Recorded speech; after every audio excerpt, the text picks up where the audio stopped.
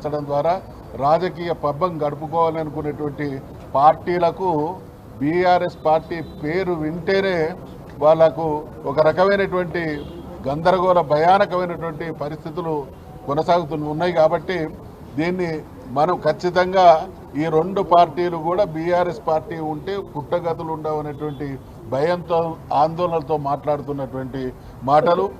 ఒకవేళ బీఆర్ఎస్ పార్టీకి ఎవరితోనైనా లోపాయికారి ఒప్పందాలు ఉంటే 6 మాసాలు ఆడబిడ్డ జైల్లో ఉంటుందండి. కాస్తన్న ఇంగిత జ్ఞానం ఉండాలి. మాట మాట్లాడడానికి నాలుకను తాటిమట్ట కంటే చులకన చేసి మాట్లాడేటువంటి వీళ్ళ కుసంస్కారాన్ని ఖచ్చితంగా ఖండిస్తూ ఉన్నాం. న్యాయపరంగా చట్టపరంగా మరి కొట్లాడి ఈరోజు సుప్రీంకోర్టు ద్వారా బెయిల్ పొందడం ఖచ్చితంగా కవితమ్మ తెలంగాణ ఉద్యమకారుల నైతిక విజయం.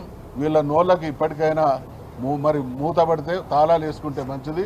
లేకపోతే ప్రజాక్షేత్రంలో ఇవన్నీ కూడా గమనిస్తూ ఉన్నారు. ఎన్ని రకాలైనటువంటి చిత్రహింసలు పెట్టి అంటే ఒక ఉద్యమ పార్టీ పట్ల రాజకీయ పార్టీల నాయకుల వ్యవస్థల కక్ష సాధింపు వారికి ఎటువంటి అక్కసు ఉన్నది అనడానికి నిదర్శనమే వీళ్ళు చేస్తున్నటువంటి ప్రేలాపన. సార్ మొన్న సీఎం ఢిల్లీలో మాట్లాడుతూ ఈ నెలలో బెయిల్ వస్తుంది, బెయిల్ వచ్చిన తర్వాత మెచ్చి ఉంటుందని చెప్పి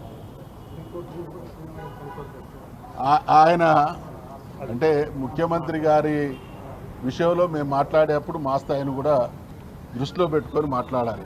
ఒక ముఖ్యమంత్రి స్థాయి మాట్లాడే అద్దెమైకు గతంలో చాలామంది రాజకీయ పార్టీల వేదికల మీద కొందరు నాయకులను మేము చూసినాం. అదే నాయకుడు ఇక్కడ మైక్ తీసుకుంటాడు, ఒక పార్టీ తరఫున ఒకటి మాట్లాడతాడు.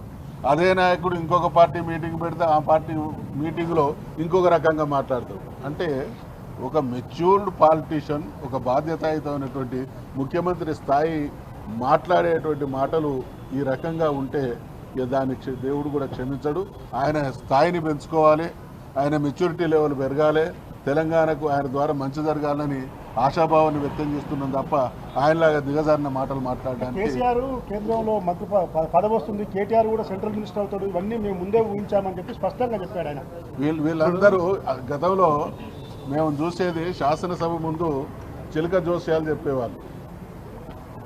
వాళ్ళు బహుశా ఇక పాలన అనేది పక్కన పెట్టి ఇటువంటి జోస్యాలతోని కాలం వెళ్ళబుచ్చేటువంటి ప్రయత్నాలు చేస్తూ ఉన్నారు.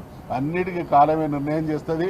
గతంలో మిత్రమా బీఆర్ఎస్ పార్టీ టీఆర్ఎస్ పార్టీని పెట్టిన తొలినాళ్లలో కొందరు నాయకులు ఇది మకలో పుట్టింది పుబ్బలో పోతుంది అనేటువంటి మాటలు విన్నాం.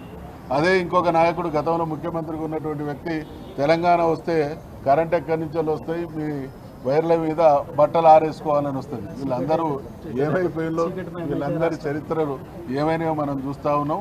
రేపటి రోజు మళ్ళీ ఇదే బీఆర్ఎస్ను ప్రజలు ఆదరించక ఆశీర్వదించక తప్పదు.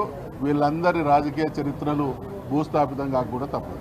ఇప్పుడు మహేష్ గౌడ్ గారు సుప్రీంకోర్టు తప్పు పట్టేటువంటి ప్రయత్నం చేస్తారు. కంటెంప్ట్ ఆఫ్ కోర్ట్ అవుతుంది. ఇలా సుప్రీంకోర్టు వాదనలు విన్న తర్వాత మేము పెట్టినటువంటి కౌంటర్ ఆఫ్ డిబేట్ వేసిన తర్వాత మాలో న్యాయం ఉన్నదని చెప్పి ఇలా సుప్రీంకోర్టు న్యాయమూర్తి గారు బెయిల్ గ్రాంట్ చేసిండు. ఈ బెయిల్ గ్రాంట్ చేసినటువంటి సందర్భంలో దీన్ని తప్పుపడితే డెఫినెట్గా మహేష్ గౌడ్ గారు కంటెంప్ట్ ఆఫ్ కోర్టు పోవాల్సినటువంటి అవసరం ఉంటుంది. సుప్రీంకోర్టు తీర్పునే తప్పుపట్టే స్థాయికి ఇలా కాంగ్రెస్ నాయకులు వచ్చారంటే వాళ్ళ ఫ్రస్ట్రేషన్ ఎంత ఉందో అర్థమవుతా ఉంది. ఎందుకంటే ఇలా కాంగ్రెస్ పార్టీ అనుసరిస్తున్నటువంటి దుర్నీతి వలన ప్రజలందరూ కూడా రోడ్ల మీదకి వస్తూ ఉన్నారు. రుణమాఫీ కానీ హైడ్రా కానీ రకరకాల కారణాలు చెప్పి ఇలా ప్రజల్ని వేధించేటువంటి పరిస్థితి తెస్తున్నటువంటి పార్టీకి సరైనటువంటి జవాబు చెప్పే విధంగా ఇవాళ బీఆర్ఎస్ పార్టీ రాజకీయ రణక్షేత్రంలో ఉంది. బీఆర్ఎస్ పార్టీ డెఫినెట్గా ప్రజా సమస్యల మీద కొట్లాడుతుంది కాబట్టి ఇటువంటి ఆరోపణలు చేస్తున్నటువంటి విషయాన్ని మేము స్పష్టం చేస్తా ఉన్నాం. ఒక మాట అండి, ఇవాళ సుప్రీంకోర్టు విచారణ సందర్భంగా బెయిల్స్ విచారణ సందర్భంగా ఏం కామెంట్ చేసింది ధర్మాసనము? విచారణ పూర్తి అయింది, ఛార్జీ షీట్ దాఖలైంది, అయిపోయిన తర్వాత కూడా నెలల తరబడి కవిత గారిని జ్యుడిషియల్ కస్టడీలో ఉంచాల్సినటువంటి అవసరం ఏముందని చెప్పేసి ధర్మాసనం ఇలా స్పష్టంగా మాట్లాడింది. కాంగ్రెస్ నాయకులకు బుద్ధి జ్ఞానం ఉంటే విజ్ఞత ఉంటే ఆ కామెంట్లు చేసే ముందు ధర్మాసనం ఏం చెప్పిందో అక్కడ అర్థం చేసుకోవాలి. అంటే ధర్మాసనమే కోర్టే ఆ విధంగా మాట్లాడిందంటే ఎంత రాజకీయ కక్షతోటో కుట్రపూరితంగానో ఆ కేసు పట్ల వ్యవహరించునన్నది వాళ్ళు అర్థం చేసుకోవాలి. ఇప్పటికైనా మీరు విజ్ఞతతోటి ఆలోచించుకొని మీరు కామెంట్ చేసే ముందు మాట్లాడాలి. అంతేగాని నోటికి వచ్చినట్టు మాట్లాడటం అనేది మానుకుంటే మంచిది. కాంగ్రెస్ నాయకులు కేసీఆర్ గారి నాయకత్వం, జై తెలంగాణ, జై తెలంగాణ, జై తెలంగాణ. కేసీఆర్ గారి నాయకత్వం, కేసీఆర్ గారి నాయకత్వం, కేటీఆర్ గారి నాయకత్వం, హరీష్ రావు గారి నాయకత్వం. జై తెలంగాణ, జై తెలంగాణ. ఇక్కడ క్లియర్గా సుప్రీంకోర్టు చెప్పింది, supreme court grants bail to Kavitha in liquor policy case, questions fairness of CBI ED investigation. చాలా స్పష్టంగా అంత మాట. అంటే ఇవాళ మహేష్ కుమార్ గౌడ్ కావచ్చు, కాంగ్రెస్ పార్టీ నాయకులు కావచ్చు, సుప్రీంకోర్టు న్యాయ వ్యవస్థ విశ్వసనీయతను ప్రశ్నిస్తూ ఉన్నారు. అక్రమంగా కేసు బనాయించి దాదాపు 5 నెలల పైచిలకు కాలం జైల్లో ఉంచినటువంటి వ్యక్తి అపరాధి అనేటువంటి వాస్తవాన్ని గ్రహించి సుప్రీంకోర్టు బెయిల్ ఇస్తే దాన్ని కూడా క్వశ్చన్ చేసే స్థాయికి వీళ్ళు దిగజారిన్లు అని అంటే వీళ్ళ మనసులు ఎంత కలుషితమై ఉన్నాయో దీన్ని బట్టి అర్థమవుతా ఉన్నది. కేసు అయిన మరుక్షణం నుండి కూడా కవితమ్మ మేము న్యాయ పోరాటం చేస్తాం, కడిగిన ముత్యంలాగా బయటకు వస్తాం అన్నది తప్ప ఇంకో మాట మాట్లాడలేదు. అంటే వీళ్ళు కోర్టులను కూడా ఇన్ఫ్లుయెన్స్ చేసేటువంటి కుట్ర ఇప్పటికీ ఉన్నది అనడానికి ఈ వ్యాఖ్యలు నిదర్శనం. చంద్రశేఖర్ రెడ్డి గారు అక్కడ వాళ్ళ లైవ్ ఉండొచ్చు, ఢిల్లీ నుంచి తన అడ్వకేట్. అందరికీ నమస్కారం. ఒక అక్రమంగా పెట్టిన కేసులో సక్రమ బెయిల్ వచ్చింది. సుప్రీంకోర్టు భారతదేశ ఉన్నత న్యాయస్థానం ఇచ్చిన తీర్పు. దీని మీద వక్ర భాషలు చెప్పకపోతే మంచిది. ఎందుకంటే మన దేశంలో ఇండిపెండెంట్గా ఉన్న జ్యుడిషియరీ మీద కూడా ఈ రకమైన కామెంట్స్ మంచిది కాదు. ఏ పార్టీ వాళ్ళు చేసినా కూడా మంచి కామెంట్స్ కాదు. అది కవిత గారు డిజర్వ్స్ బెయిల్ అని చెప్పి సుప్రీంకోర్టు నమ్మింది, ఇచ్చింది. అందరు గౌరవించాలి.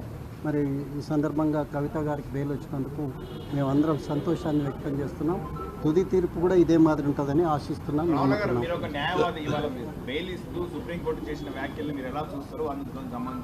పాజిటివ్ మేమంతా మనము ఆర్గ్యుమెంట్స్ని కూడా ఫాలో అయినాం, చూసినాము. చాలా స్పష్టంగా ఇవాళ ఇచ్చిన ఆర్డర్లో కూడా చాలా స్పష్టంగా కోర్టు చెప్పింది.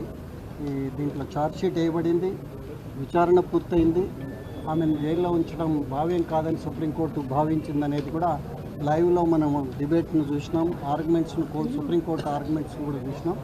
అందరికీ ఒకటే అప్పీల్ చేస్తున్నాం. మార్చి 15 నుండి కవిత గారు జైల్లో ఉన్నారు. ఇవాళ బెయిల్ వచ్చింది, సంతోషించదగ్గ అంశం.